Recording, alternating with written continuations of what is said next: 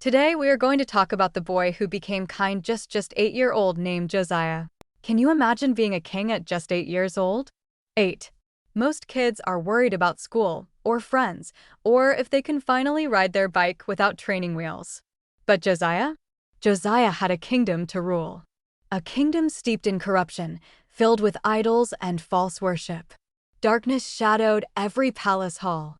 And yet, somehow, in the middle of all that, this boy chose to follow God. And that choice? It would change the entire nation of Judah. Josiah was only 8 when tragedy struck. His father, Amon, the king of Judah, was killed. The kingdom was unstable. Advisors whispered in corners. Idols crowded the temples. Evil practices were the norm. And here was this child, suddenly king. Little Josiah probably felt the weight of it all. I can almost imagine him, standing in the empty throne room, thinking, how can I possibly lead? I'm just a boy. But here's the thing about God's plans. They often begin in the most unlikely people, at the most unlikely time. Imagine walking through the streets of Jerusalem then. The temples were full of statues and false gods. The people had forgotten the covenant their ancestors had made with God. The air was thick with neglect and idolatry. Josiah could have easily followed the crowd. He could have shrugged and thought, I'm just a kid. Let them do whatever they want. But he didn't. Even as a boy, Josiah's heart leaned toward God. You can almost picture him slipping into the temple at night, away from the crowds, praying quietly.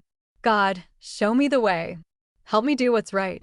And then, the moment that would ignite a revolution. When Josiah was 16, the temple was being repaired. And while the workers were cleaning, a scroll was found. A scroll containing the book of the law, God's words, forgotten for generations. As the high priest read it aloud to Josiah, the boy king felt his heart tremble. The words were sharp.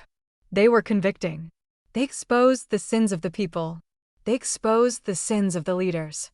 Can you imagine reading something that powerful and feeling the weight of your people's rebellion? Josiah didn't ignore it.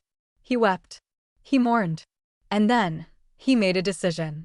I will lead them back to God. I will not stand by while this corruption continues.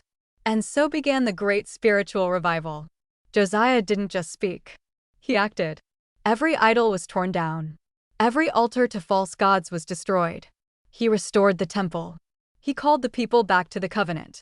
It wasn't easy. Change is never easy. I can imagine advisors whispering, he's too young. He doesn't understand politics. This will fail. But Josiah was steadfast. He trusted God. And little by little, the people started to listen. This young king taught an important lesson. Age does not determine courage.